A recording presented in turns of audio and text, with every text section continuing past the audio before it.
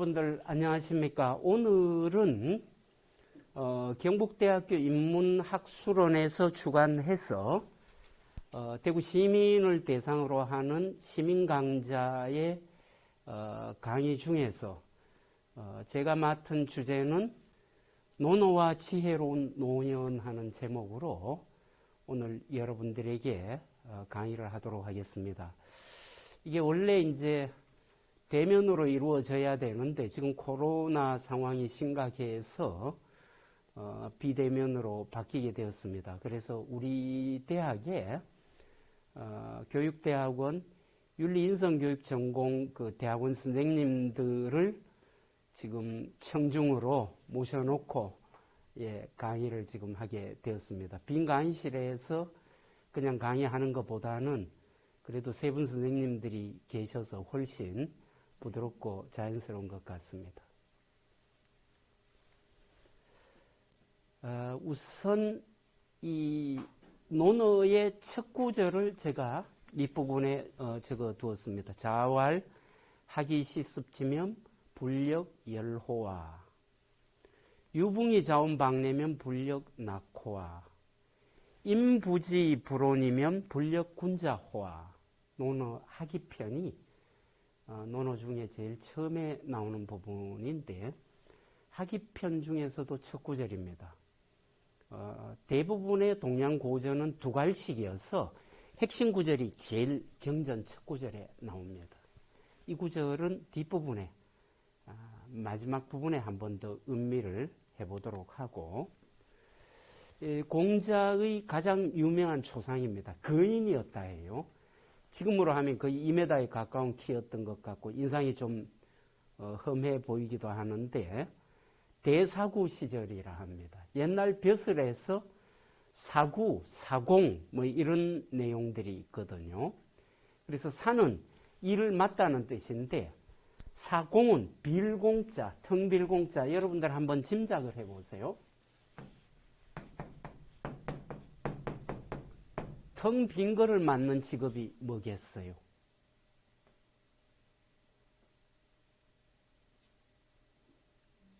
텅 빈 거를 맡다. 공간을 맡은 직업. 요즘으로 하면 건설부 공무원쯤 됩니다. 공간 건축이니 뭐. 그 다음에 사도. 무리도자를 맡은 게 있어요. 그거는 뭐겠어요? 교육자, 무리를 가르치는 사람. 근데 여기는 저쪽에 구자가 도적구자입니다. 그럼 뭐쯤 되겠어요? 사구하면 도적을 맡았으니까 아마 경찰관 정도 또는 뭐 검사 정도. 근데 대사구라고 이렇게 붙였으니까 나라의 제일 높은 그쪽 계열이니까 아마 지금으로 하면 검찰총장, 법무부 장관, 뭐 경찰청장, 뭐 이쯤 되는, 장관으로 하면 아마 법무부 장관에 가까운 그런 벼슬을 마련해 하셨어요. 그 시절에 그 초상이라고 이렇게 하는데 어쨌든 우리들에게 가장 익숙한 초상입니다. 그리고 참고로 이 공자라고 하는 이 말하고 유교하는 말하고 논어라 하는 걸 영어식 표기가 뭔지를 여러분들 좀 알아둘 필요가 있습니다. 상식으로. 흔히 이 영어로 보면 유교라는 게 컨퓨셔니즘 이렇게 표기를 하는데 이 논어라고 할 때 The Energy of Confucius 또 이래요. 이 컨퓨셔스라고 하는 말이 첫 출발입니다. 한번 보세요.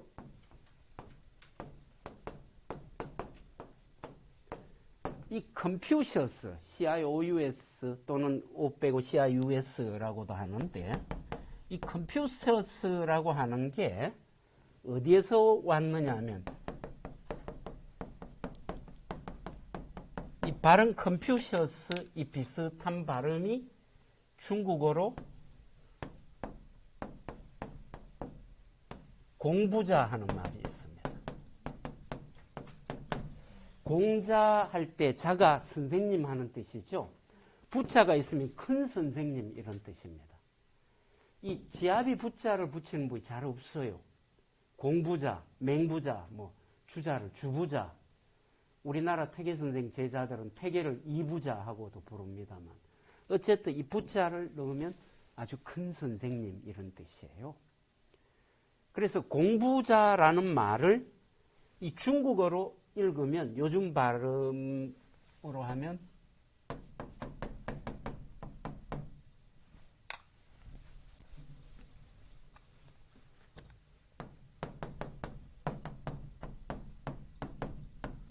콩푸즈, 이게 콩푸즈 이게 나거든.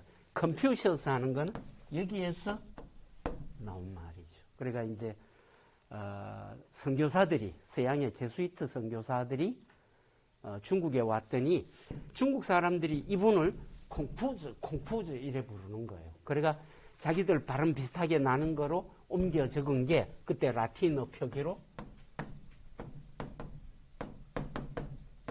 컴퓨셔스라는 이 말이 생겨나게 됐어요. 이게 컴퓨셔스는 뭐라고요? 공자 이렇게 되죠. 그리고 컨퓨셔니즘 하면 이즘주의 사상 이런 뜻이죠. 이 컨퓨션에다가 이즘하면 공자의 사상이니까 유교를 이야기하죠. 그리고 논어라는 것은 컨퓨셔스의 공자의 애널렉트 하는 게 뭐예요? 의록, 말씀, 모음. 공자의 말씀을 모아놓은 기록이 논어인 거죠.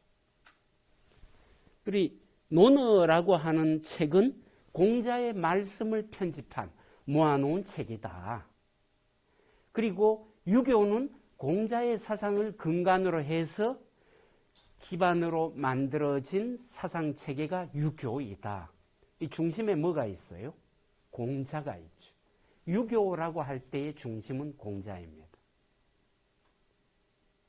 이런 내용 정도를 여러분들 상식으로 알아두시고, 그래서 영문판 논어 제목을 보시면 뭐라고 했냐면은 The Analects of Confucius가 이 공자의 말씀 모음 이렇게 번역이 돼 나오죠. 그리고 by Confucius가 공자에 의해 지어졌다 해가 밑에 컨퓨셔스 갈로 열고 공자라고 표기를 해두었죠. 영어로 컨퓨셔스 이래 나오면 공자를 컨퓨셔스라는 거다. 이 참고로 맹자는 맹셔스 이렇게 표기를 합니다. MEN 보통 뭐 CIUS 뭐 이렇게 적기도 하고. 이 공자라는 인물이 BC 인물인데 이 BC 551년 BC 6세기 계열이 굉장히 세계 지성사에서는 중요한 때입니다. 여러분들 잘 알고 있는 소크라테스, 플라톤 하는 그 소크라테스와 그 철학을 태동한 프리소크라틱해가 소크라테스 이전에 초기 그리스 철학의 시대가 이 시대입니다. 공자뿐만 아니고 석가모니도 이 비슷한 시기입니다. 그리 그것 앞으로 이제 문명사 연구하는 분들이 조금 더 연구해 볼 필요가 있지만 이 시기에 중국에서 또 그리스에서 인도에서 이 후대에까지 영향을 엄청 준 그런 사상가들이 하필 이 세기에 어떻게 해서 이 시대에 탄생을 했을까, 그런 궁금증도 한번 가져볼 만하죠. 어쨌든 공자와 노자와 석가모니까지 대략 비슷한 시기의 인물입니다. 근데 이분은 노나라 출신인데 조금 이따 지도를 보여드리겠습니다만 중국으로 보면 동쪽 지역의 땅이죠.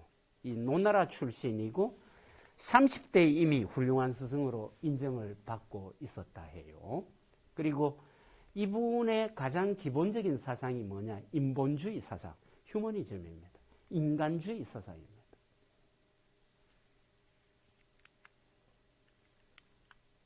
여러분들 여기 지도에 보시면 이 춘추 전국 시대의 그 지도인데 여기에서 그 제나라 하는 이 산동반도를 근거로 하고 있는 이쪽이 산동반도인데 제일 큰 나라가 두 개가 있는데 제나라와 노나라 두 개이죠.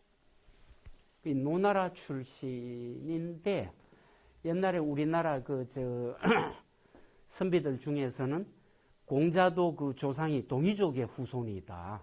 우리하고 민족이 같다. 뭐 그렇게까지 얘기하는 사람이 있어요. 근데 그거는 뭐 가설이고 정설로 보기는 힘들고 어쨌든 이 노나라라고 하는 그다지 크지 않은 나라 출신으로서 이 처음에 자기 나라에서 정치도 했습니다만 여기서 인정을 받지 못하고 천하를 이렇게 주유했다라고 이야기를 하죠.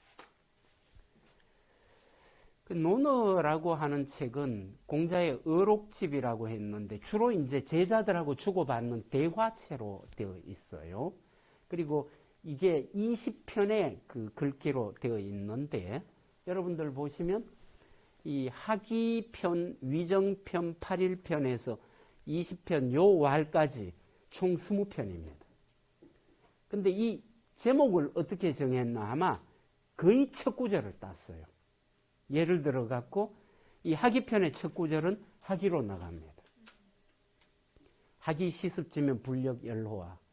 위정편의 첫 구절은 자왈 위정 이덕 이렇게 해가 그것도 위정이 핵심 구절이고 마지막에 요 왈도 요 왈 이렇게 해서 나가죠. 제일 처음에 나오는 구절 중에 핵심 단어를 따갖고 편명으로 만들었다 정도 알아두시면 되고 근데 이 내용 중에서도 여러분들에게 특히 첫 편의 첫 문장을 한번 주의해 보시라고 여러분들에게 권하고 싶습니다. 어떤 그 책에 아예 책 제목이 그런 게 있지만 그 모든 책에 첫 문장이 주는 그런 감동이 있다는 거예요. 소설가들이 소설을 쓸 때 가장 고민하는 문장이 첫 문장이라는 거라. 첫 문장을 어떻게 시작할까? 그래서 이런 얘기가 있더라고요. 소설가는 첫 문장을 쓰기 위해 밤을 지새우고 그 책을 읽는 독자들은 그 첫 문장이 주는 그 감동 때문에 밤잠을 설친다. 멋진 말 아닙니까? 네. 어쨌든 첫 문장에서 감동을 주지 못하면 조금 실망스럽죠. 어쨌든 책을 쓸 때의 첫 문장을 어떻게 가져갈 건가. 그래서 그 책에 보면 몇 개의 책에 나오는 첫 문장을 예화로 들어뒀더라고요. 김현수의 20살 하는 그 책의 첫 문장은 열심히 무슨 일을 하든 아무 일도 하지 않든 20살은 곧 지나간다. 이게 뭔 말이죠? 20살이라는 때가 어떻든 그 시기는 금방 지나간다. 덧없이 보면 현기영의 소설가는 늙지 않는다. 노여는 슬그머니 도둑처럼 갑자기 온다. 우리 어머니가 늘상 이런 말씀을 하셨는데 저도 60이 넘으니까 이게 가슴에 와닿는 거예요. 야, 이게 언제 나이가 6이라는 걸 달게 됐나. 근데 제가 친한 선생님 중에 한 분이 7을 달고 있는 분이 있어요. 그분이 얘기해. 장 교수, 6 달고 있을 때만 해도 젊고 괜찮았대. 그런 얘기를 해요. 그렇죠? 이 노년이라는 게 내 마음은 아직도 어릴 때 아버지 따라 소년 때에 단오제 구경하러 방천을 이렇게 거닐고 있는 그런 심정인데 아마 60, 70 이러면 노년은 슬그머니 도둑처럼 갑자기 온다. 첫 구절이라는 거라. 그 다음에 김애란의 칼자국 하는데 보면 어머니 칼 끝에는 평생 누군가를 걷어먹인 사람의 무심함이 서려 있다. 그 칼 끝에 그거로 평생 요리를 해가 가족을 먹여 살리고 했잖아요. 그러면서도 그걸 생색하거나 그런 게 아닌 그 무심함이 드러나 있다. 멋진 표현들 같아요. 그래서 김훈의 베스트셀러 중에 칼의 노래 하는 소설이 있어요. 그 첫 구절이 김훈 씨가 버려진 섬마다 꽃이 피었다 하는 요 꽃이 피었다로 할지 꽃은 피었다로 할지를 며칠을 고심했다. 꽃피는 섬에 저녁 노을이 비치어 구름처럼 부풀어 오른 섬들은 바다에 결박된 사슬을 풀고 어두워지는 수평선 너머로 흘러가는 듯 싶었다. 그럼 꽃은 피었다 하고 꽃이 피었다 하고 무슨 차이가 있어요? 꽃이 피었다, 꽃은 피었다.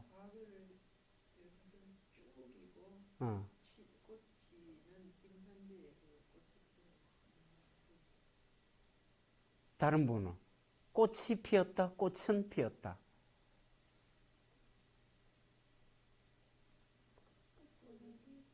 어? 꽃의 의지가 깃든 거는 뭐예요? 그렇죠. 꽃이 피었다 하면 그냥 무심함이라. 자연의 무심함이라. 이 수많은 사람들이 남해의 섬마다의 이순신 장군의 어떤 그런 시대에 많은 사람의 어떤 그런 죽음이 있고 아픔이 있고 그렇잖아요. 그렇지만 그 무심한 섬에 꽃이 또 피는 거라 계절이 되면. 꽃은 피었다 그러면 다른 게 생각나지. 그러면 딴 건 어떻단 말이고. 그래서 첫 구절을 꽃이 피었다로 쓸지 꽃은 피었다로 쓸지 고민하다가 결국은 꽃이 피었다로 이렇게 했다는 거죠. 자, 그러면 논어에서 이 구절을 이야기를 했어요. 이 제자들이 공자의 많은 말씀 중에 편집을 하잖아요. 편집을 해서 논어를 이루어요. 한 권을, 20편을. 그런데 그 중에서도 하기편을 제일 앞에 두고 이 구절을 제일 앞 구절에 두었을 때는 이유가 있을 거잖아요. 도대체 여기에 어떤 의미가 담겨서 그럴까? 배우고 수시로 익히니 기쁘지 아니한가? 유붕이 자원방내면 불령 낳고와. 중국인들도 참 이 구절을 좋아하더라고요. 그래서 이제 술을 한잔 하면 꼭 이 구절을 얘기해요. 그 한국에서 온 교수라 하면 요펑쯔위엔 팡나이 부일러후. 이게 뭐냐면 유붕자원방내 불령 낳고 중국말이거든요.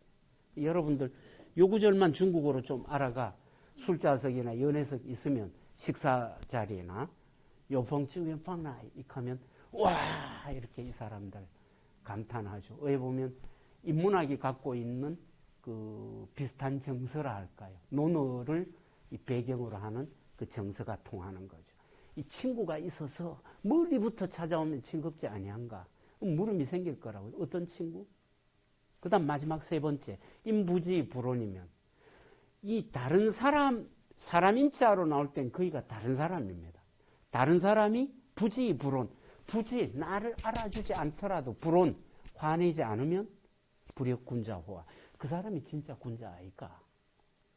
이 세 구절을 제일 앞에다가 두었는 거예요. 논어의 제일 앞에. 어떻게 보면 노년을 행복하게 살 수 있는 비결도 저는 이 세 구절에 있다 봐요. 이 세 개만 되면 노년의 삶이 행복한 삶이 보장이 될 것 같아요. 제일 마지막에 이 강의를 오늘 하고 이 구절은 다시 한번 의미해 보겠습니다. 논어의 첫 구절을. 이 유교를 가지고 이 스펜서라는 사회학자는 인간은 삶이 두려워 사회를 만들었고 죽음이 두려워 종교를 만들었다 하는데 이 잣대에 보면 유교는 종교가 아닙니다. 여러분들 그 학회에 가서 가장 많은 논쟁 중에 하나가 유교가 종교인가 아닌가 하는 그 논쟁입니다. 제가 몇 년 됐어요. 안동에 있는 한국국학진흥원에서 학술대회 발표를 하고 종합토론 때에 이제 연단에 올라가 쭉 앉았는데 그때 청중 중에 영양에 계시는 유명한 집안의 그 종손 한 분이 오셨어요. 그러니까 질문을 하더라고요. 교수님, 그 유교가 도대체 종교입니까? 아닙니까? 아마 그분이 그렇게 물으셨는 데는 다분히 어떤 개인의 그 삶의 경험하고 관련이 있을 거라고. 종갓집이고 또 그러다 보니 유교 뭐 제사 같은 것도 받들 거고 근데 자기는 늘상 기독교인들하고 이 참 재산이 이 유교 문화하고 이렇게 좀 대치되는데 유교가 어떻게 보면 종교는 아닌 것 같은데 뭐 이런 생각도 있을 거고 그때 이제 제가 거꾸로 물었어요. 종손께. 종손어른 유교가 종교인가 아닌가를 묻기 전에 종손어른이 생각하시는 종교가 뭔지를 말씀해 달라고. 그러니까 종교라는 것을 기독교처럼 내세가 있고 초월자 신을 상정하고 이게 종교라고 보면 유교는 종교가 아닙니다. 근데 종교라는 게 말 그대로 마루종 근본이잖아요. 어떤 살아가면서 근본적인 그런 어떤 사상들을 전해주고 거기에 대한 경전들, 책들이 있고 큰 스승들이 있으면 그거를 종교라고 할 수 있다. 이 정도 얘기하면 유교도 종교입니다. 이게 논리적으로 뭐라 하느냐면 이런 거를 성결 문제 요구의 오류라 해요. 이 유교가 종교인가 아닌가를 따지기 전에 먼저 결정해 줘야 되는 문제가 있다는 거라. 그러면 당신이 생각하는 종교란 뭐냐? 그 얘기를 해주면 종교인지 아닌지 이야기해 줄 수 있다는 거죠. 근데 분명한 거는 기독교와 비슷한 종교관념을 갖고 있는 사람들에게는 유교는 종교가 아닙니다. 그래서 이 스펜서의 얘기도 사람은 왜 사회를 만들었노? 혼자 살기에 너무 두려운 게 많잖아요. 그러니 사회를 이루어서 외적인 침입도 방비하고 함께 살아가는 사회를 만들어서 사는데 여기에 종교라는 건 뭐냐? 살아서 삶보다는 내가 죽어서 어떻게 될까? 허무 또는 죽어서 나쁜 데 갈까 하는 그런 어떤 두려움. 이 죽음이 두려워가 종교를 만들었다는 거예요. 그런데 유교는 죽음의 문제가 아닙니다. 유교의 문제는 삶의 문제 해결에 있습니다. 지금 우리에게 주어진 이 삶을 어떻게 살까? 내가 죽어서 천당이 있나, 뭐 극락이 있나 이런 문제가 아니고, 그러니 유교의 주된 관심은 이 기독교의 어떤 주안점인 어떤 초월의 문제에 대해서는 별 관심이 없는 거예요. 이 신이니 내세니 이런 어떤 궁극자, 초월자 이런 개념이 유교에는 아주 약합니다. 이제 그런 생각들을 여러분들이 제대로 보려면 이 논어라는 공자와 제자들의 그런 그 대화의 기록들을 보면 유교가 정말로 애쓰는 게 어디에 있나 하는 걸 알 수 있습니다. 유교는 현세의 삶 안에서 이 가치를 찾으려 하죠. 그리고 이 우리가 죽게 되는 그 죽음이라는 것은 어떻게 보느냐 하면 이 단절이라는 그런 의미로 안 보고 내가 이 땅에서의 삶을 잘 살면 그냥 저절로 그 다음으로 연결된다라고 보죠. 아니면 어떤 의미에서 보면 내가 현재의 삶을 잘 살아갈 때에 진정한 휴식이 죽음이라고 보는 거죠. 그 죽음관이 유교에서는 부정적인 죽음관이 아닌 거죠. 어떻게 보면 사후 세계에 대해서는 크게 염려하지 않고 크게 문제 삼지 않는 거죠. 정말로 우리가 언급하고 문제 삼을 수 있는 것은 지금 살아서의 삶이라는 거죠. 이런 문제가 가장 잘 드러나 있는 게 논어 선진편의 공자와 제자 계로 간의 대화입니다. 아주 유명한 구절이에요, 이게. 이 계로라는 제자가 귀신 섬기는 걸 물었어요. 선생님, 어떻게 하면 신을 잘 섬기겠어요? 어떻게 하면 신을 잘 화나지 않게 받들겠어요? 라고 물었죠. 물었더니 공자께서 대답하는 게 파란 글씨로 있죠. 사람 섬기는 것도 알지 못하는데 어찌 내가 신을 섬기는 걸 알 수 있겠노? 이걸 뭐라 하느냐 하면 불가지론이라 합니다. 뒷구절하고 같이 연계되어서 하나 더 하면 계로가 또 묻죠. 감히 죽음에 대해 묻겠습니다. 죽음이 뭐죠? 죽어서 이후의 세계는 어떻지요? 이 공자 대답이 아직 삶도 제대로 내가 알지 못하는데 어찌 죽음을 알 수 있겠나? 요즘 말로 하면 신이 뭐죠? 신이 뭔지 내 모르겠다. 사후 세계가 영혼 세계가 있습니까? 근데 그것도 잘 모르겠다. 이거를 우리가 뭐라 하냐면 불가제론이라 합니다.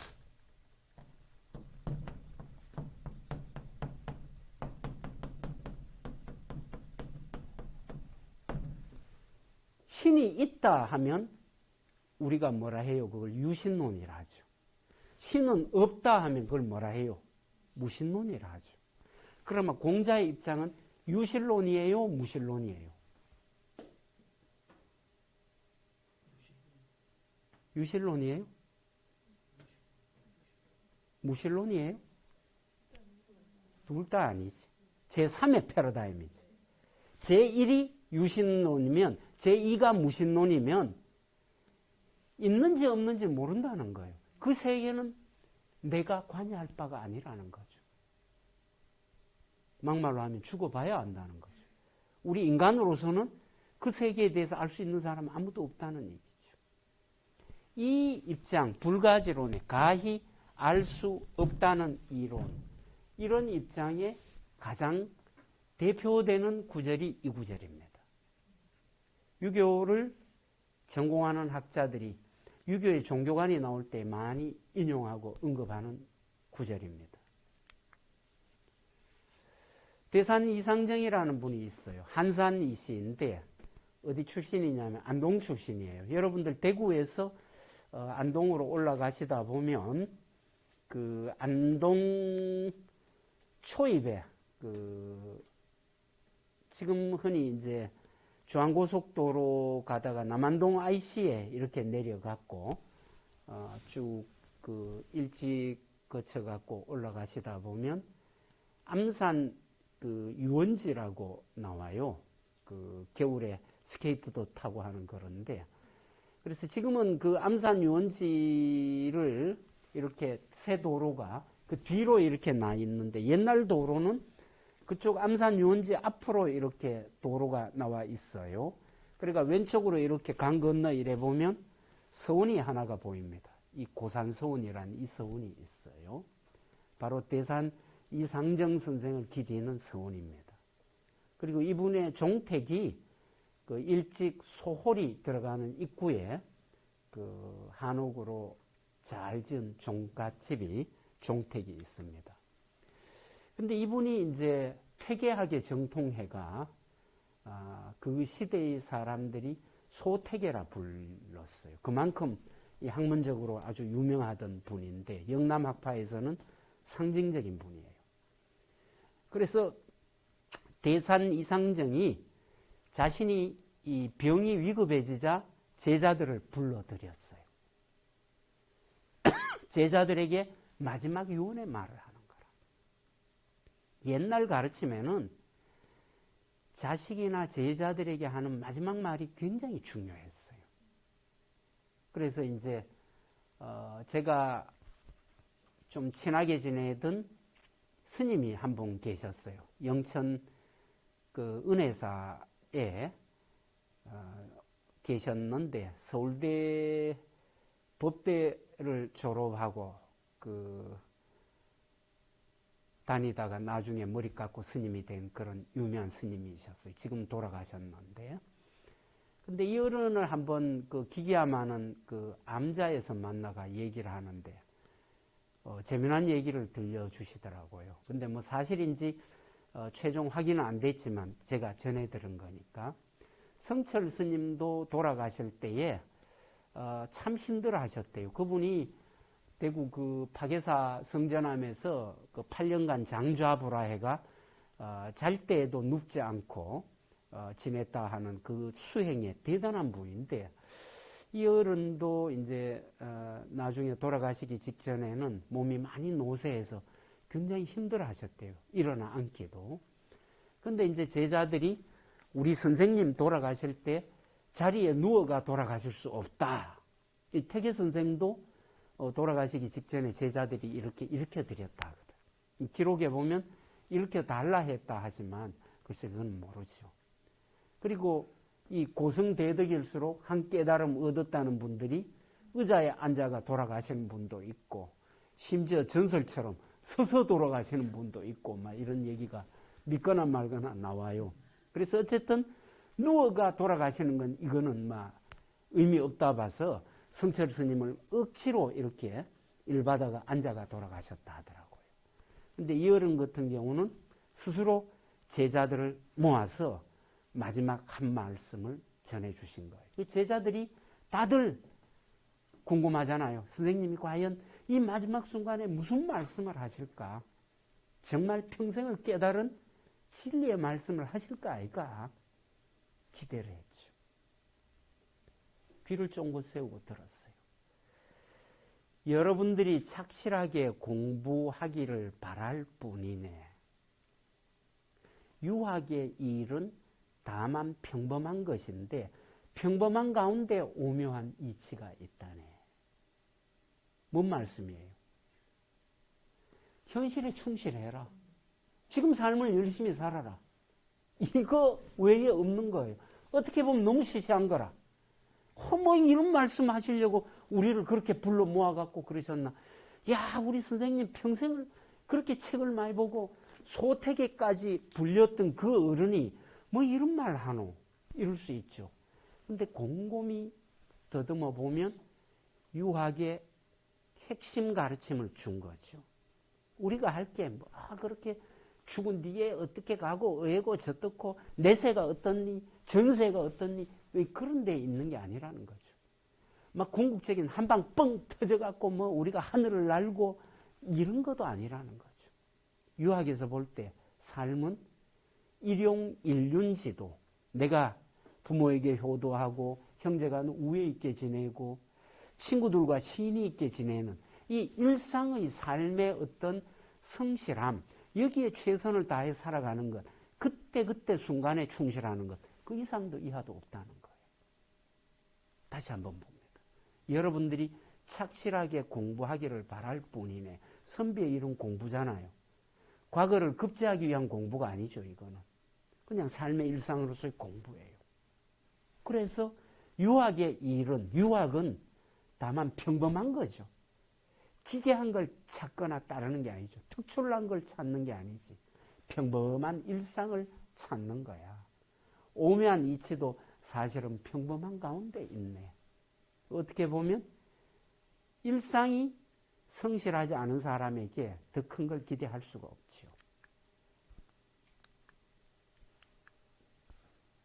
그래서 이제 유학자의 죽음관도 마찬가지죠.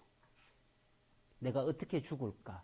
죽음 이후에 어디로 갈까? 이런 문제보다는 핵심 문제는 내가 어떻게 살 것인가? 죽음이란 무엇인가 하는 것보다는 이 땅에서 지금 내가 어떻게 살 건가? 이게 핵심인 거죠.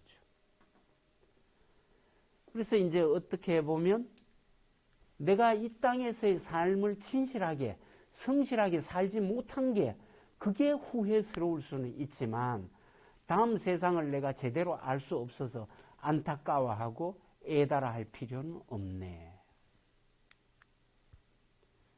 바로 이런 바탕에서 우리가 보면 공자의 가르침의 핵심은 뭐에 있어요?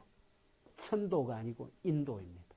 사람이 살아가는 현실 이쪽에서 실천하고 우리가 생활해야 될 어떤 그런 가르침. 그래서 이제 이 제자들도 공자께서 평소에 천도니 뭐 이렇게 해가 거창한 그런 거에 대해서 지금 말로 하면 뭐 궁극적인 존재, 내세, 신 이런 얘기에 대해서는 말한 바가 드물다고 하죠. 이 공자의 관심은 이 인도의 핵심은 인도에 있었고 현실 속에서 인간의 그 존엄성을 발견했다는 거죠. 그리고 앞시대의 그런 어떤 선생들의 그런 가르침을 자기가 계승하고 그거를 자기 삶 속으로 잘 성실하게 구현해내고자 했던 거죠. 그래서 이런 부분에서 이제 강조되어 나오는 것이 바로 인입니다. 여러분들 이제 유학의 가장 핵심적인 가르침을 또는 사상을 한 단어로 압축해서 얘기해내라 하면 대부분의 사람이 이 인이라 이야기할 거예요. 얼마 전에 이제 그 서울대학의 모 교수님이 우리 그 동양철학을 하는 친한 몇몇 학회 교수들고 단톡방에 이걸 올렸어요. 사람인자에 흔히 이렇게 표기하잖아요. 사람인에 이렇게 표기하잖아요. 그래서 이게 왜 이 표시를 하나, 이 뜻이 뭔가 이거를 물었더라고요. 그러니까 그 한 분 교수님 말씀이 이 인자는 이 인자를 상징하기도 한다. 인간의 그 어떤 본성, 본질이라는 면에. 그래서 그것도 그럴듯하다 한데, 그래 제가 중국에다가 그 몇 분에게 물었어요. 뭐라고 물었나 하면 중국에도 인자를 이렇게 대만에도 물었고 표기하는 경우가 있나, 이게 뭔 뜻이고, 이 서법 써야 하는 분에게 또 묻고 했더니 답이 왔어요. 중국에도 이렇게 표기하기도 한데요. 근데 이제 그분들 대답은 이게 균형, 평형을 맞추기 위한 거고, 또 한 분 얘기는 여덟 팔자 이런 거하고 또 헷갈릴 수도 있기 때문에 구분 의미도 있다. 그렇고 애초에 이 자로 왔고 사람인과 이렇게 어울리는 거로 얘기하는 것은 훨씬 후대의 그런 그 내용이다. 또 이래 답이 오고 하는데 뭐 정설이라고 다 보기는 힘들고, 어쨌든 이 사람의 본질이 유교에서는 공자는 인이라고 봤죠. 그럼 인이 뭐고 이래 물을 수 있잖아요. 인은 한마디로 사람다움이라는 거죠. 인간다움. 우리가 다움답다라는 게 유교에서는 굉장히 중요합니다.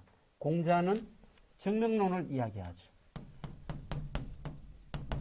그 이름을 바로이 하라. 이름을 바로이 하라 하는 것 보면은 대표적인 게 군군, 신신, 부부, 자자, 요 8자를 이야기했죠. 군군, 신신, 앞에 나오는 군과 뒤에 나오는 군. 임금은 임금다워야 하고, 신신, 신하는 신하다워야 하고, 애비는 애비다워야 하고, 자식은 자식다워야 한다. 이 지 이름값에 맞게 다워야 한다라고 할 때 인간은 그나마 다움이 뭐고, 인간다움이 뭐고, 인이라는 거죠. 근데 이 인이라는 게 또 뭔가를 이 현대적으로 풀이하다 보면 이게 관계의 윤리라는 거예요. 자기 혼자 있을 때에, 독립해 있을 때에 이게 인이라는 게 인간다움이 드러나는 게 아니고, 남과의 관계 속에서 항상 이 인이라는 게 있다는 거죠.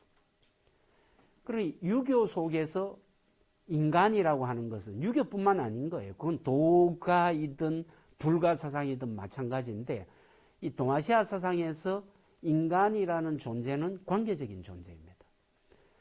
유가, 불가, 도가 이 사상을 서양 사상과 비교할 때 가장 두드러지는 특징이 몇 개가 있어요. 그 중에 하나가 실천성입니다. 학문적인 이론이 아무리 심오해도 실천으로 옮겨지지 않는 지식은 죽은 지식입니다. 그 다음 하나가 관계적 자아론입니다. 내라고 하는 이 존재가 그냥 남과 전혀 소통함 없이 단독자로 나에게 주어져 있는 게 아니고, 내가 나를 확인하는 것이 남과의 관계 속에서 확인이 되어진다는 거예요. 그렇잖아요. 어짐이든 뭐든 인간답다 하는 게 전부 내 혼자 있을 때가 아니고 남과의 관계 속에서 드러나요. 상관오륜이 다 그렇잖아요. 임금과 신하 관계든 부부의 관계든 형제의 관계든 아니면은 친구의 관계든 부모와 자식의 관계든 이 관계 속에서 인간다움이라는 게 드러난다라고 하는 것이죠. 이제 그런 측면에서 유교에서 핵심적인 그런 부분이 뭐냐? 인간과 인간 사이, 인간과 인간 관계라는 거죠.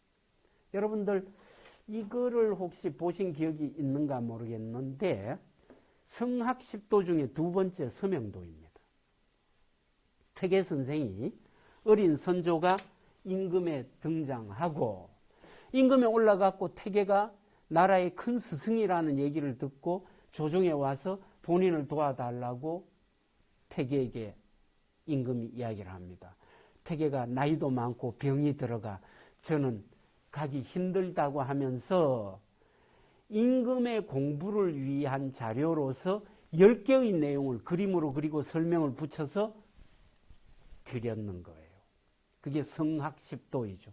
성학이라는 거는 성인이 배워야, 성인이 되려는 사람들이 배워야 하는 공부라는 뜻도 있지만 임금이 배워야 할 공부라는 뜻도 있어요.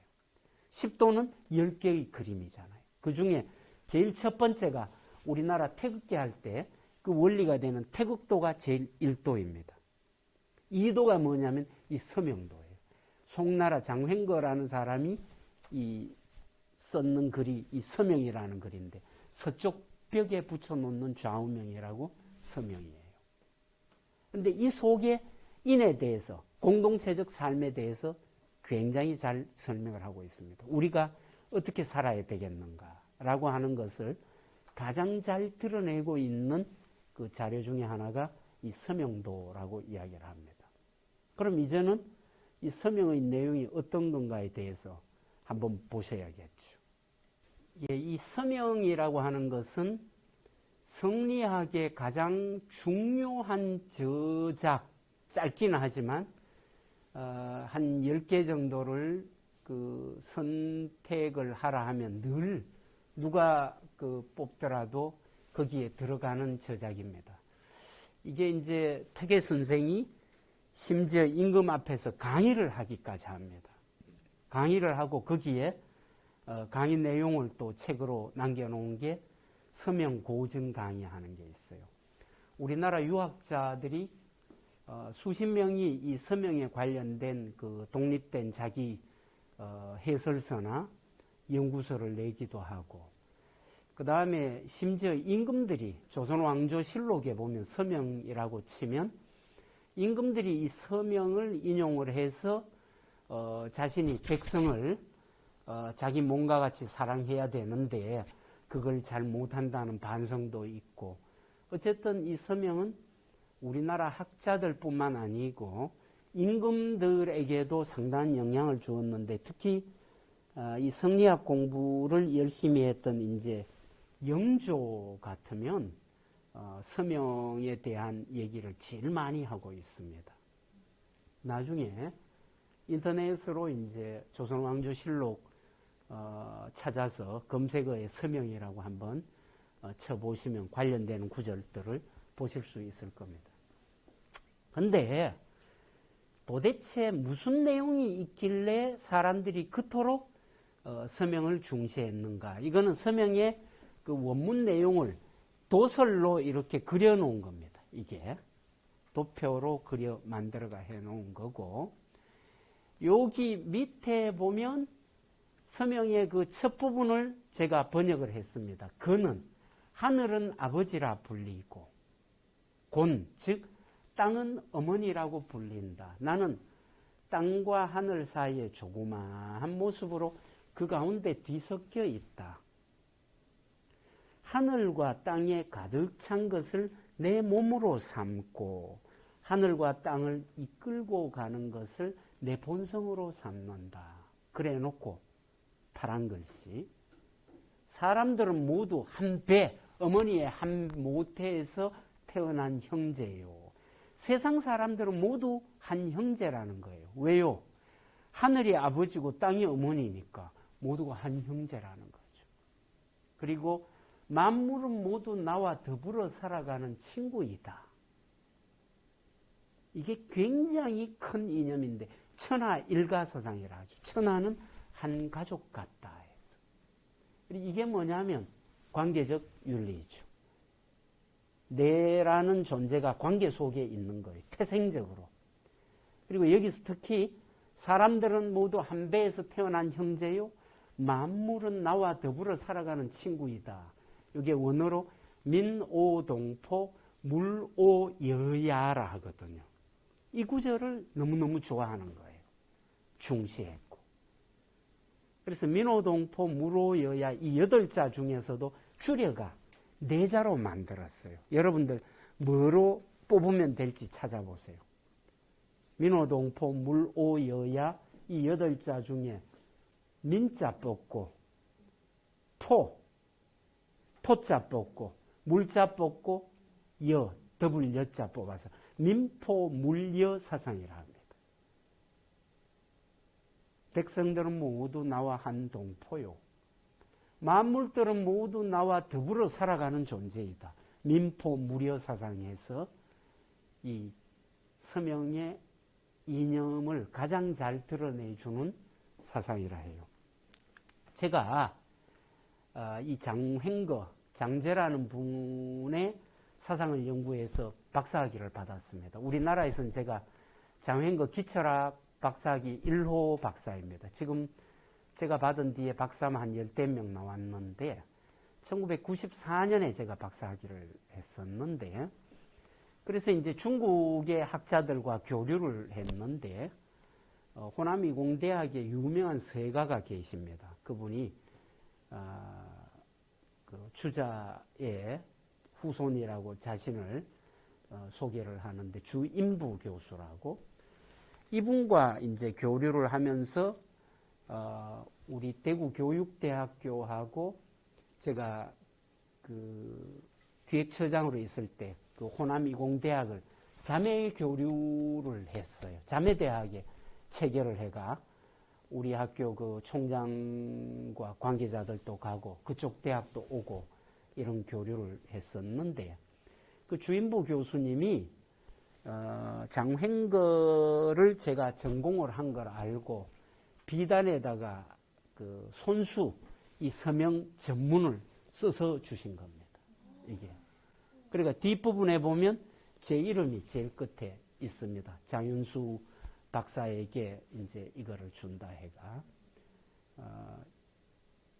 소중하게 이제 보관을 하고 있는데, 글씨를 예서 가깝게 이제 쓰셨는데 그래도 반듯반듯하게 해서체처럼 이제 식별이 되게 한 글자 한 글자 정성껏 써서 주셨는데, 저는 이거를 이제 전공을 했고 또 이 글이 갖는 그 중요성도 있기 때문에 지금도 아주 소중하게 여기고 있습니다. 이 서명 중에 여러분들 아까 이야기했던 민호동포 무로여야 그 구절이 어디 있는지 한번 찾아보세요. 앞부분에 나오죠. 여러분들 그 PPT 이 자료를 통해서 민호동포 무로여야 어디쯤 나오는지를 보세요. 이 내용이 사람들은 모두 한 배에서 태어난 형제요, 만물은 나와 더불어 살아가는 친구이다. 요 자를 내자로 축약해가 민포무려로 흔히 한다 했죠. 그래서 제가 횡거서원을 갔더니 그 횡거서원에도 이 민포무려라는 이 글귀를 그 채록을 해갖고 거기에 판각을 해갖고 걸어두었더라고요. 이게 횡거서원 아닙니다. 그리고 각종 휘호 비슷하게 중국인들 그 즐겨 쓰는 또 좋아하는 그런 그 휘호로서 민포무려라는 이 글귀가 등장을 해요. 여기에 세 작품, 두 작품을 제가 가지고 왔습니다. 위에도 민포무려고 밑에도 이 민포무려라는 자이죠. 적어도 이 내용이, 이 글자가 무슨 의미를 갖고 있는가, 그리고 뭐를 얘기하는가를 여러분들이 좀 아셔야겠는데, 가장 기본적으로는 뭐라고요? 인간의 관계의 어떤 윤리, 관계성을 이야기한 거죠. 그 인의 사상을 의보만 설파를 한 겁니다. 여러분들 이 자공의 얘기, 아까도 이 공자 제자들이 공자가 평소 성인이 천돈이 이런 거에 대해 말한 거는 별로 들을 수 없었다라고 이야기를 했었는데, 근데 이제 왜냐하면 공자는 핵심적인 거는 우리가 구체적으로 할 수 있는 것, 멀리 떨어져 있는 어떤 고온한 내용이 아니고 정말로 우리가 손쉽게 행할 수 있고 우리의 일상에서 확인될 수 있는 그런 가르침을 중시했죠. 그래서 가까운 데서 자기 몸으로 깨달을 수 있는 걸 취할 줄 알면 가히 인을 실천하는 방법이라 일컬을 만하다. 멀리서 찾지 말고 가까이에서 내가 할 수 있는 걸 찾아보라는 거죠. 그래서 자기가 서고자 하면 남도 서게 해주고, 자기가 뭘 이루고자 하면 남도 이루게 해주는 거, 이것도 인이고. 이 소극적인 게 뭐예요? 기소불욕이면 물시의인하는 게. 내가 하고자 하지 않는 거는 남에게도 베풀지 않는 거, 강요하지 않는 거. 그게 기본적인 인의 마음이라는 거예요. 인간과 인간 사이의 관계의 어떤 그런 룰입니다. 어떻게 보면. 우리나라 그 기업가들, 창업주들의 공통점을 추렸어요. 추렸더니 두드러지게 나오는 것 중에 하나가 뭐냐 하면 경남 출신이 많고, 경남 중에서도 의령 출신이 많고, 이게 조선시대에도 그랬나 봐요. 그래가 이중환이라는 분이 택리지에서 우도와, 경상 우도와 자도를 구분해요. 경상 우도는 이 경남 쪽이고, 서부 경남 쪽이고, 경상 좌도는 경북 북부 지역을 중심으로 한 그 경북 지역을 이야기하거든요. 그래서 우도에는 그 재물이 풍부하다라고 얘기하고, 좌도는 먹고 살 게 충분치는 않지만 학문을 좋아한다. 이제 그런 구절을 이 택리지에서 이중환 선생이 이야기를 한다고요. 근데 지금도 우리나라 그 창업주들이 이 경남 의령분들이 많아요. 예를 들어 삼성 이병철 씨, 그 다음에 LG 구자경 씨 그쪽 윗대 구인회, 그 다음에 이제 그 GS 쪽으로 해가 그 같은 창업주들 옛날 금성 그 창업주들 허씨 집안, 그 다음 효성그룹의 조씨 집안 다 그분들이 그 경남 의령 분들이거든요. 그리고 또 하나 이제 이 창업주들이 자기가 가장 감명 깊게 읽은 책을 이야기하면서 의외로 뭐를 갖고 얘기하냐면 논어를 갖고 이야기하더라고요. 제일 대표적인 사람이 이 이병철 씨는 틈날 때마다 자기 자서전에도 그러고 그 논어에 대한 이야기를 강조를 하더라고요. 그래서 이분이 자서전에 나는 어려서부터 독서를 게을리 하지 않았다. 소설에서 역사서에 이르기까지 다독이라기보다는 난독하는 편이었다. 난독은 뭐 이 책 저 책 가리지 않고 보이는 대로 읽는 거죠. 그런데 가장 감명을 받은 책 혹은 좌우에 두는 책을 들라 하면 서슴지 않고 논어라고 말할 수밖에 없다. 나라는 인간을 형성하는 데 가장 큰 영향을 미친 책은 바로 이 논어이다. 나의 생각이나 생활이 논어의 세계에서 벗어나지 못한다 하더라도 오히려 만족한다. 논어에는 내적 규범이 담겨 있다. 간결한 말 속에 사상과 체험이 응축되어 있어서 인간이 사회인으로 살아가는데 불가결한 마음가짐을 알려준다. 이 점은 법률하고는 이 대치되는 대극의 위치에 있다. 법도 인간 사회의 불가결한 규범이기는 하나 법은 이미 발생한 인간의 행위밖에 다루지 못한다. 어떤 행위가 발생한 연후에 작용하는 것이 법이다. 행위가 발생하기 이전에는 법은 아무 상관이 없다. 남을 기만하거나 살상하거나 혹은 명예를 훼손하는 행위가 있고 그것이 발각되어야만 비로소 작용하는 것이 법이다. 이와 같은 인간 사회의 규율에 적대하는 행위의 발생을 막는 것이야말로 개개인이 갖는 내적 규범인 것이다. 이 호암자전하는 자서전에 나오는 이야기입니다. 얼마만큼 이분이 논어를 중시했는가 하는 걸 알 수가 있죠. 그래 이제 쉽게 얘기하면 법도 필요하고 윤리 도덕도 필요한데 법은 항상 무슨 일이 벌어진 뒤에 사후 처방이라는 거예요. 근데 오히려 더 중요한 거는 그런 일이 일어나기 전에 예방하는 게 중요한데 그건 윤리 도덕의 필요성이죠. 이 논어라는 책은 그런 의미의 윤리 도덕의 중요한 고전이기 때문에 아주 우리들에게 소중한 책이다 그런 얘기를 했어요. 근데 이제 우리나라 기업을 이야기하다 보면 유한그룹 정도는 뭐 괜찮지만 나머지 기업들의 특히 대기업에 대한 얘기를 하면 반발하는 사람이 굉장히 많아요. 특히 이제 이런 좀 긍정적인 면에 이야기하면 이병철 씨 그렇게 말이야 논어를 좋아하고 그렇게 인의 사상을 가졌다 하면 어떻게 해서 지 혼자 그렇게 속된 말로 잘 먹고 잘 사는 식으로 재벌이라는 그런 사람들이 근로자, 노동자 착취하지 않고 그런 재산을 간직할 수 있겠나?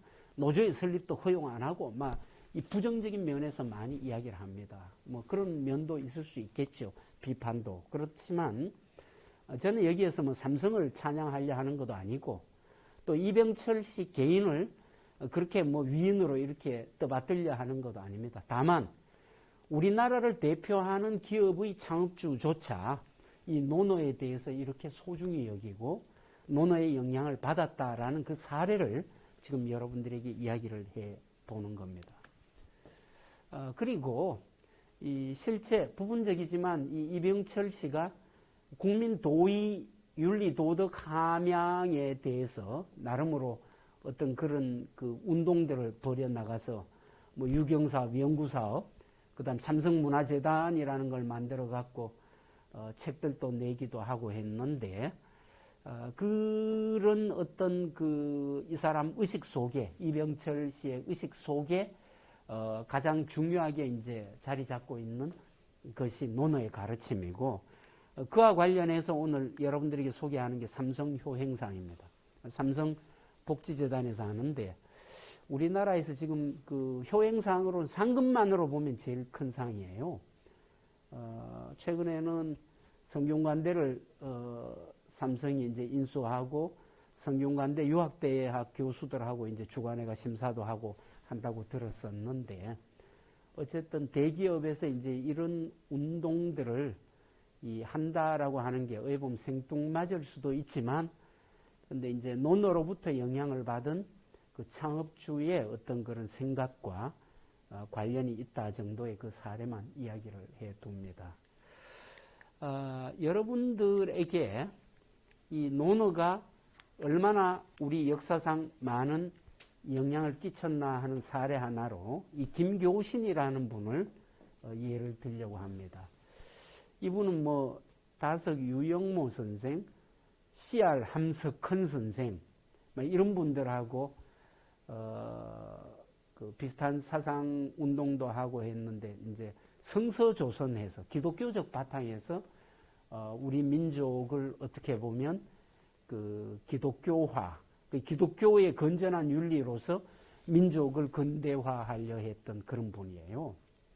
근데 이 김교신이라는 분도 이 특이하게 종교 지도자지만 논어의 영향을 굉장히 많이 받았다는 거예요. 우리나라 초기에 이 기독교인들 보면 이 유교적 배경을 갖고 있는 분이 굉장히 많습니다. 그래서 그때의 어떤 그 분은 그런 얘기를 했어요. 한국의 기독교를 유교적 기독교다, 도덕 기독교다, 뭐 이런 식의 얘기도 해요. 꼭 목사들이 이 선비같이 그런 모습을 갖는다는 거죠. 그래서 대구에서 그 존경받았던 목사님 중에 한 분이 제일교회 그 목사님이셨던 이상금 목사님이라고 계세요.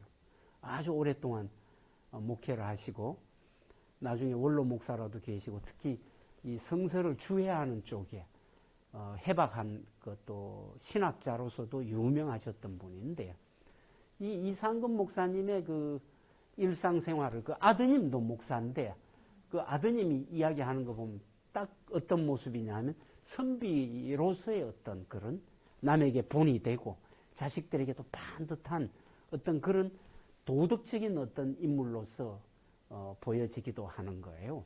근데 이 기독교라는 종교로 볼 때 이 기독교 종교는 초월성이라 했잖아요. 윤리와 도덕을 보면 뛰어넘어야 돼요. 윤리와 도덕에만 갇혀서는 기독교적인 종교는 불가능합니다. 그 너머의 신과의 어떤 만남이나 절대자에 대한 어떤 신앙 이런 게 핵심인데 문제는 뭐냐? 윤리와 도덕도 안 되고 참 기독교인이라 하면서 초월만 부르짖으면 그거는 사기라 봐요. 예를 들면 요즘 기독교인들이 사회인들에게 개독교라고 비판받기도 하고 여러 면에서 질타의 대상이 되고 있어요. 근데 저도 기독교인이지만 개인적으로는 기독교인이 어떻게 보면 지금은 초월적인 신앙에 대한 것보다 더 시급한 게 도덕교육이라 봐요. 윤리교육이라 봐요. 기본이 그게 되고 나서 그 다음에 신과의 만남, 전도 이런 게 의미가 있는 거죠. 자기 생활은 개판인데 전도하면 누가 받아들이겠어요? 정말로 신을 만나고 또 체험을 한 사람, 신앙을 반듯하게 가진 사람이라면 윤리적인 도덕적인 면에서도 그렇게 흐트러질 수는 없는 거죠. 뭐 일일이 요즘 기독교인들이 탈선하는 잘못된 행동에 제가 지적을 하지 않더라도 여러분들이 그런 사례들은 들어서 많이 알고 있을 거라고요. 정말로 올바른 신앙인이라면 종교적인 삶과 도덕적인 삶이 분리되는 게 아니라 함께 있을 거라고 저는 봐요. 왜 보면 그 종교적인 삶의 바탕에 윤리적인 도덕적인 삶이 기본으로 되어 있으리라 보죠. 그런 면에 이 김교신이라는 분도 좀 두드러집니다. 이분이 논어로 영향을 받았고 어렸을 때부터 이 유교 교육을 또 받았죠. 그래서 평생을 이 철저한 기독교인이자 한면은 공자의 제자이기도 했다는 거예요. 이 유교의 어떤 그런 도덕적인 삶, 현실에서 관계에서의 어떤 그 인을 실천하는 그런 삶에 철저했던 분입니다. 이게 김교신이라는 분의 그 일대기를 다룬 책인데 재미있는 구절이 여기에 있어요. 김교신해서 이분이 쓰신 글로 보여지는데 제목에 기소불욕 시의인 했어요. 근데 원래 여기에 기소불욕 물시의인이거든. 이 논어의 구절에 보면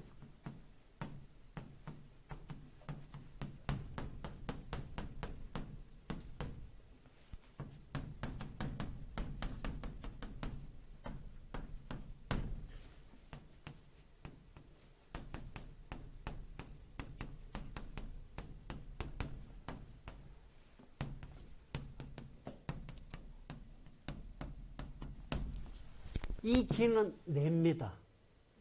사람인자로 나오면 늘 타인이라 했죠. 이 몽기자로 오면 내 자신입니다. 내가 여기에 대귀되는 게 이 사람인입니다. 이건 타인입니다.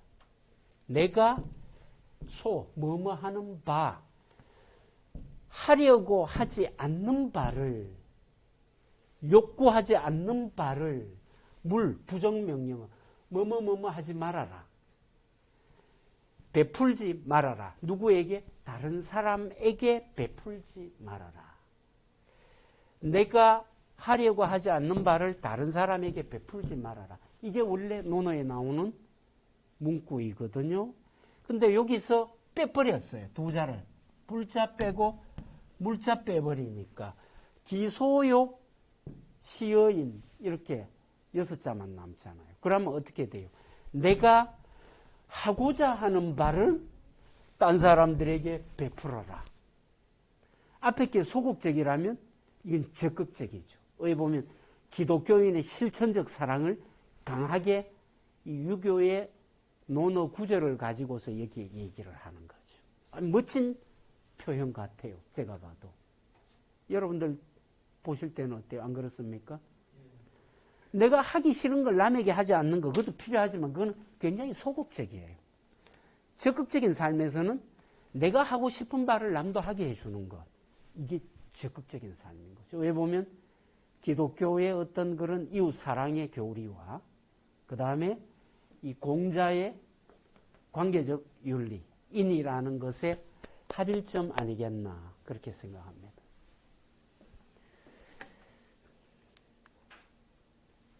제가 10몇 년 전에 우리 과에 이제 계시는 그 교수님 한 분이 그 미국에 연구년을 그분이 가셨어요. 그분 가족들이 이제 미국에 있고 할 때 제가 마침 그때 또 그 연구 과제를 하나 받았는데 미국에 계신 교수님과 공동 연구하는 그런 과제였어요.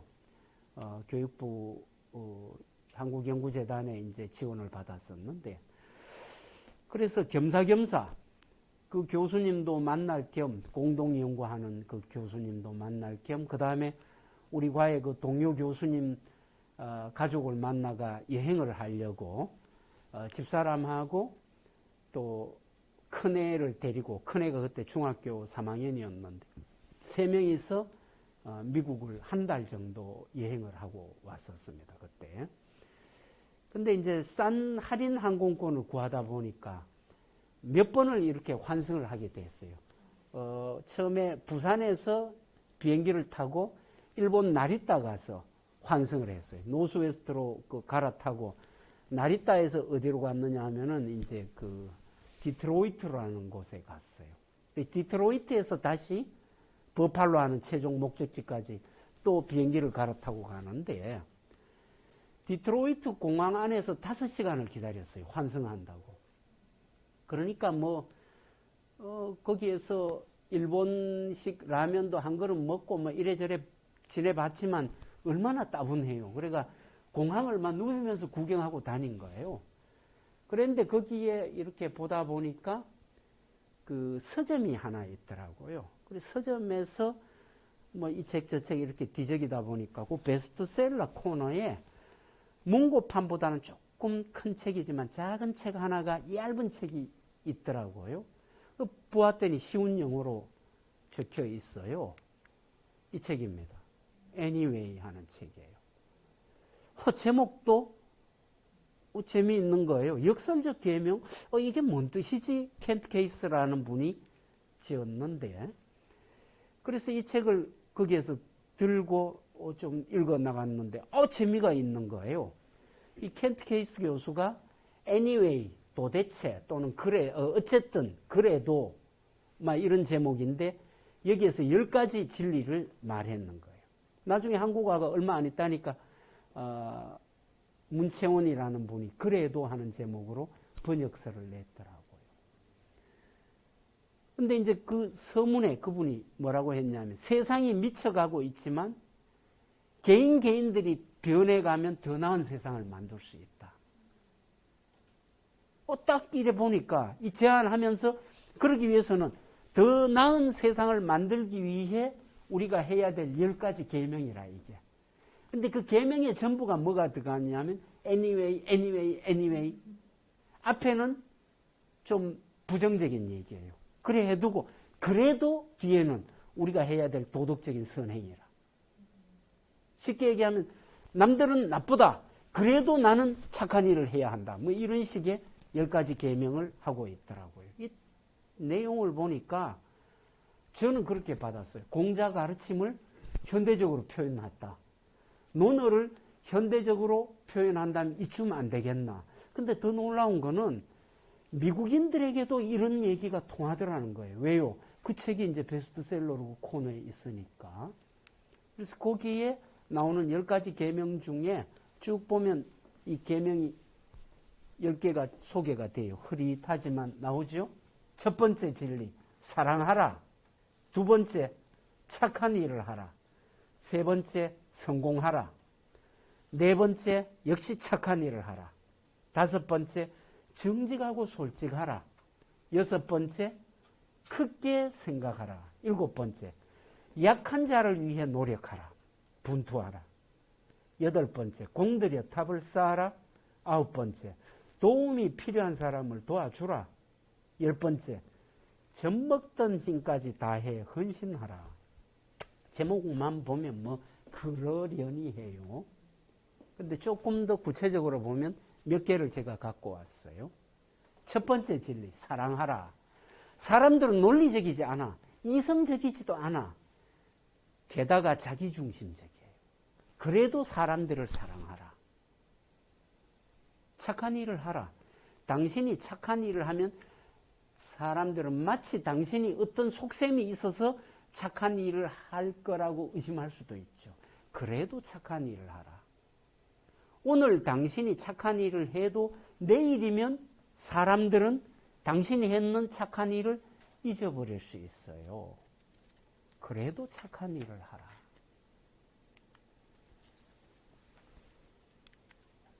정직하고 솔직하라. 정직하고 솔직하면 공격당하기 쉽죠. 늘 그렇잖아요. 못난 놈이 정 맞는다 이 말하면서 바른 말하면 손해라. 내가 그래도 정직하고 솔직하게 살아라. 약자를 위해 노력하라. 사람들은 약자에게 호의를 베푼다. 하지만 결국에는 힘 있는 사람 편에 선다. 그래도 anyway가 다 들어가죠. 그래도 소수의 약자를 위해 노력하라. 도움이 필요한 사람을 도와주라. 물에 빠진 사람을 구해주면 보따리 내놓으라고 덤빌 수도 있다. 이건 물론 의역입니다. 미국에도 이런 속담이 있나 할지 모르는데 의역입니다. 내가 도움이 필요할 때 도와주면 오히려 나를 공경에 빠뜨릴 수도 있다. 그래도 도움이 필요한 사람을 도와주라. 이런 식으로 10개의 진리를 이야기하고 있습니다. 이 논어의 가르침을 어떻게 보면 현대화해서 풀어낸 것이라고 저는 그렇게도 봅니다. 여러분들은 어떻게 보는지 몰라요. 그래서 그 책을 그때 사서 왔더랬는데 지금도 제 서가의 번역서와 그 뒤에 나온 번역서도 같이 사서 같이 꽂아두고 있는데 우리가 살면서 이 공자의 가르침은 결국은 마땅히 사람으로서 해야 할 일을 하라 이렇게 얘기할 수 있는 거죠. 사람으로서 사람답게라고 하는 게 우리가 어차피 관계 속에서의 존재라는 거죠. 서명으로 보면 모든 사람들은 다 한 부모에게서 태어난 동포라고 이야기를 했습니다. 그런 면에서 사람들을 사랑하고 나에게 도움이 필요한 자는 도와주고 이게 이제 유교식의 얘기로 가져오면 내 제일 가까이 있는 사람부터 그 사랑을 실천해 보라는 거죠. 제일 가까이 있는 분이 부모에게 효도하고 형제에게 우애하는 것, 효제사상이죠. 이 기본으로부터 동심원을 확대해서 이웃사랑으로 이제 넓혀 나가보는 거죠.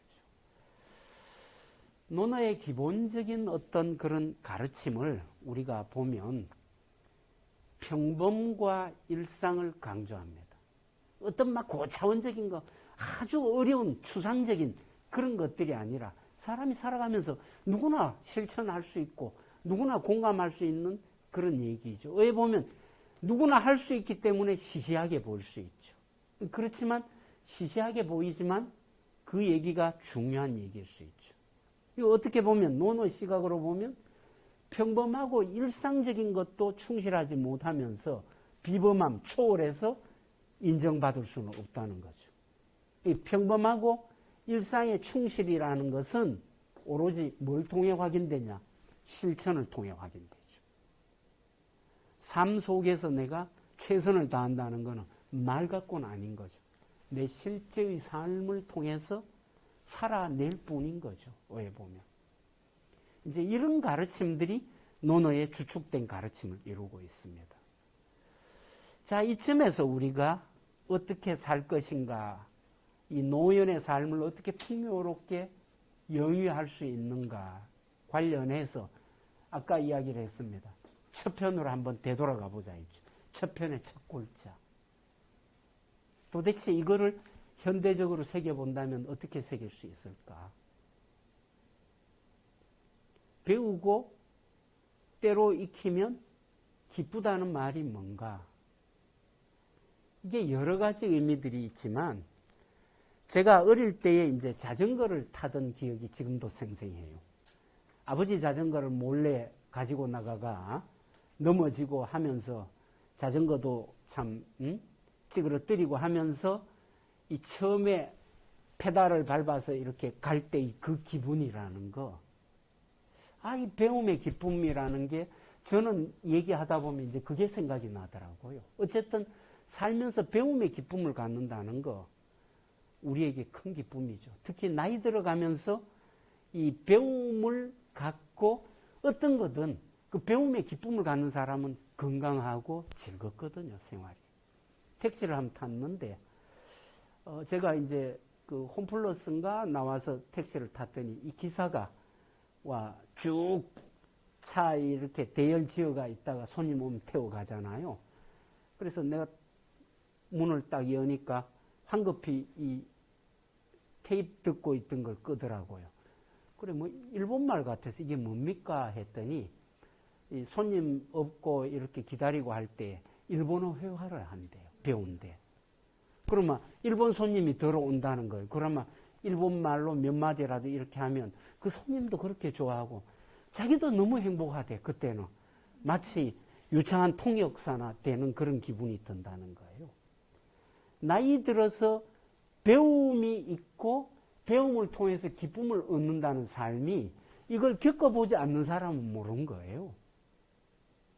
그리고 또 하나는 여기에서 그냥 배우는 게 아니고 시습이라 했어요. 때로 익힌다라는 말이 원래 습자가 보면은 날개 우자거든요. 새가 날개. 이 습이라고 하는 이 글자에 흰백자인데 원래는 일백백이라 하죠. 새가 날개를 짓을 하면서 나는 법을 배울 때 떨어지고 실수하고 하면서 수없이 연습을 하는 거예요. 이 100이라는 숫자는 꼭 100보다는 무수히 수없이 많이 그런 뜻이죠. 새가 날개짓 하면서 무수히 많이 날아가는 것을 실습하다, 익히다, 실천하다. 우리가 배운 내용을 삶 속에 적용하고 삶 속에서 실천하는 것. 그럴 때에 진정한 뭐가 옵니까? 기쁨이 오죠. 이게 말씀설이지만 다른 의미로는 기쁠 열자이죠. 말씀이라 할 땐 설로 읽지만은 기쁘다라고 할 땐 열로 읽죠. 그래서 자왈 공자 말씀하시기를 공자께서 가라사대 학이 시습지면 학 배우고 이자는 마을이 이자는 옛날에 엔드벗 와소포 기능이 다 있어요. 적절히 새기면 돼요. 배우고 그리고 시습 수시로 때때로보다는 기회가 있을 때마다 습 이것을 익혀 나가면 지라는 것은 보조동사예요. 별 의미 없어요. 또한 즐겁지 아니한가. 이거 이제 해보는 사람만 깨달을 수 있죠. 두 번째도 보세요. 유붕이 자원방내면 불력 낳고와 멀리서 친구가 있어서 찾아와주면 정말 즐겁다. 근데 이제 서양 쪽에 나오는 논어를 하나 보았더니 그냥 막연한 친구가 아니라 나와 뜻을 같이 하는 친구, 나를 이해하는 친구, 뜻이 맞는 친구. 논어식으로 얘기하면 함께 이웃을 위해, 사회를 위해 선을, 인을 펼칠 수 있는 친구. 뭐 도적도, 깡패도 친구 만나면 반가운 정도는 있겠죠. 그건 진정한 즐거움은 아니겠죠. 낙도, 도를 함께 즐길 만한 그런 친구이죠. 나이 들수록 친구가 소중하다 하죠. 그냥 친구가 아니고 만나서 자기 자랑하거나 자기 돈 자랑하거나 자식 자랑하거나 그게 아니고 함께 옳은 일을 나이 들어서도 도모할 수 있는 친구. 진짜 소중한 친구죠. 세 번째는 남이 나를 알아주지 않더라도 화내지 않는 사람이 진짜 군자가 아닌가. 이건 뭔 뜻이겠어요? 그래요. 저도 그럴 때가 있지만 남의 평가에 일희일비할 때가 많아요. 남이 나를 알아준다? 기분 좋아요. 누구라도. 한 번은 학교 교정을 이렇게 가더니 얼마 전이에요. 그 졸업식이어서 코로나 때문에 비대면으로 이제 졸업식을 하는데 며칠 동안 이제 부스를 만들어 두고 애들이 와가 사진 찍게 해요. 학사모하고 빌려가 쓰고 사진을 찍는데 우리 졸업생 애들이 여학생들이 몇 명이 그 사진을 찍고 있더라고. 그래서 제가 가면서 애들이 인사하길래 그래 졸업 축하한다 하고 그 사진기를 저것들이 이제 스마트폰으로 찍길래 찍는 애 보고 내가 찍어줄 테니까 다 들어가서 같이 찍어 하고 이렇게 찍고 줬어요. 그리고 사진기 스마트폰을 나한테 줬던 학생이 교수님 아직도 제가 누군지 모르시죠? 이렇게 얘기를 묻는 거예요. 굉장히 민망하고 미안하더라고요. 그 말 속에는 굳이 변명하면 이 마스크를 낀 것과 벗는 것은 사람을 식별하는데 엄청난 차이가 있어요. 제가 안 그래도 사람 얼굴 잘 기억 못 하는 데다가 이 마스크까지 끼고 있으니까 아마 걔는 적어도 몇 번을 지가 반갑게 연구실도 왔을 수 있고 면담도 했을 수 있고 아마 그래 얘기하는 거 봐서는 우리 과 학생일 가능성이 높을 거예요.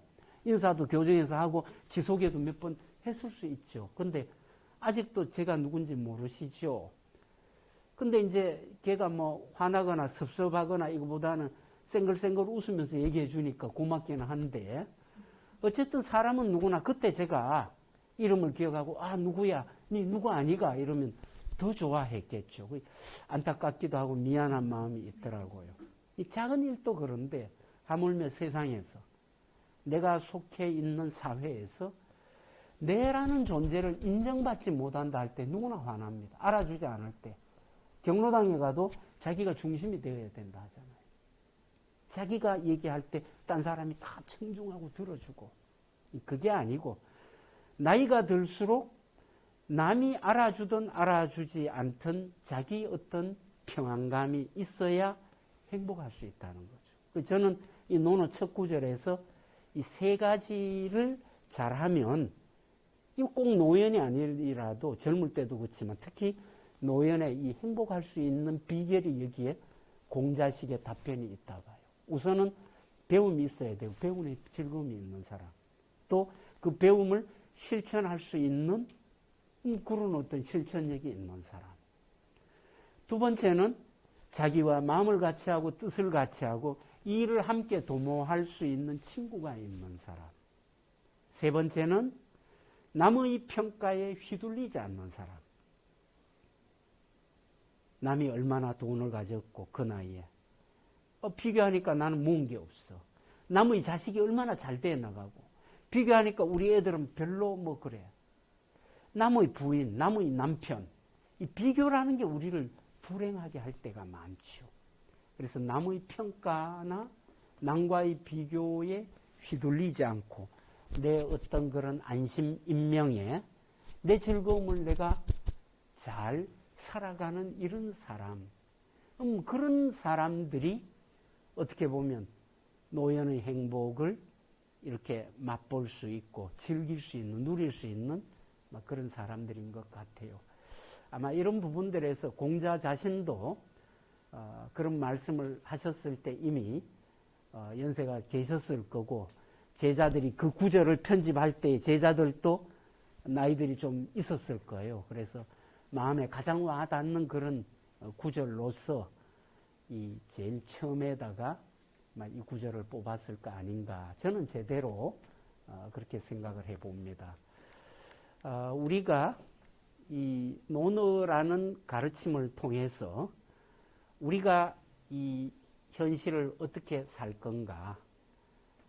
죽어서의 어떤 그런 지복을 구하는 게 아니라 지금 당장 우리에게 주어진 이 삶을 어떻게 살 건가 하는 걸 중시하는 어떤 그런 가르침을 보았고 그 다음에 그런 부분에서 특별한 어떤 삶을 추구하거나 깨달음을 추구하기보다는 일상의 어떤 평온함, 일상의 삶이라는 부분에서 최선을 다해가는 성실히 살아가는 그런 부분들이 이 유교 가르침의 어떤 핵심이라는 걸 대산 이상정이라는 분이 죽음에 이르러서 제자들을 불러 모아놓고 하는 마지막 유언의 말씀에서 우리가 확인을 해보았습니다.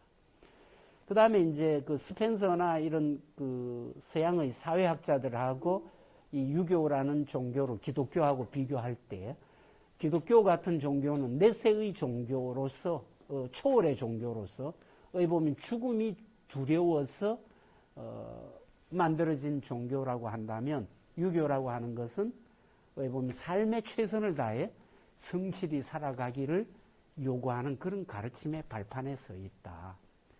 그리고 켄트 케이스라고 하는 분의 Anyway라는 그 책을 통해서 현대 미국인들에게도 이런 논어적인 공자의 가르침적인 이웃에게 최선을 다하고 살아라. 비록 이웃이 변덕이 심하고 내가 노력한 것을 잘 알아주지도 안 하고 어떤 경우는 심지어 나에게 물에서 건져 놓았더니 보따리까지 내놓으라 할 수 있을지라도 그들을 사랑하고 그들을 도와주라는 이런 어떤 그 가르침들이 결국은 우리 인간이 살아가는 한은 이 메시지를 줄 수밖에 없을 것 같고 이런 삶을 사는 사람이 많아질 때에 그래도 우리 사회가 보다 나은 사회로 발전할 것이라는 소망을 가질 수 있다는 거죠. 마지막으로 논어의 첫 구절의 의미를 우리가 한번 새겨보았습니다. 과연 이 논어의 첫 구절에 이 하기편을 왜 첫 편에 두고 그 첫 편의 첫 구절을 하기 시습지면 불력 열호와 유붕이 자원방내면 불력 낙호와 임부지 불온이면 불력 군자호와 하는 이 세 구절을 왜 제일 앞에 두었을까? 어떻게 보면 인간이 살아가면서 배움과 또 그 실천의 기쁨, 뜻이 맞는 친구와의 그 만남의 기쁨, 또 남의 평가나 또 남의 어떤 그런 말들에 휘둘리지 않는 나의 당당한 삶, 이런 것들이 우리에게 참 소중하다는 걸 나이가 들수록 깨달아가는 어떤 그런 깨달음들이 있었기에 이런 구절들을 첫 구절에 두었지 않겠는가. 이런 내용들이 오늘 제가 여러분들에게 했던 강의의 요지입니다. 여러분들이 이 기회를 활용해서 꼭 이 원문으로 읽을 필요는 없습니다. 그 번역서로라도 논어라는 책을 고전으로서 한번 접해 보시고 그 구절을 다 외울 필요 없어요. 옛날처럼. 가장 마음에 들어오는 중요한 구절들, 몇 구절들 이렇게 메모해 가면서 작지만 생활 속에 한번 실천해 보시려 하면 앞에서 이야기했지만 배움의 기쁨 또 실천의 기쁨 하나를 여러분들이 더 맛보시지 않겠나 그렇게 생각합니다. 예, 수고하셨습니다. 영상으로 들으신 많은 분들 직접 뵙지는 못하지만 반갑게 생각하고 앞으로라도 혹시 이런 주제로 저하고 더 얘기 나누고 싶으면 편하게 대구교대에 제 연구실로 찾아주시면 반갑게 차 한잔 대접하겠습니다. 감사합니다.